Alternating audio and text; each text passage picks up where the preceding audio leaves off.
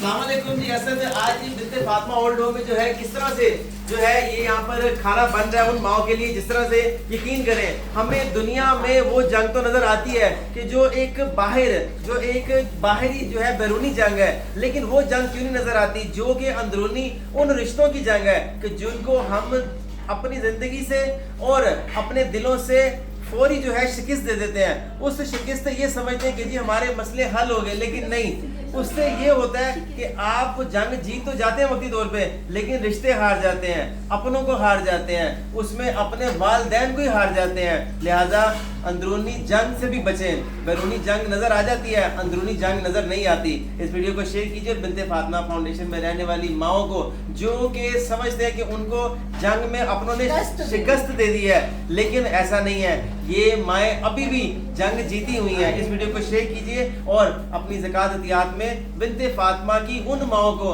कि जो फातेह करा रहे हैं, क्योंकि इनकी माओं की दुआ अर्श तक जाएगी। इस वीडियो को ज़्यादा शेयर कीजिए और माओं को ज़कात अतियात में ज़रूर याद रखिएगा।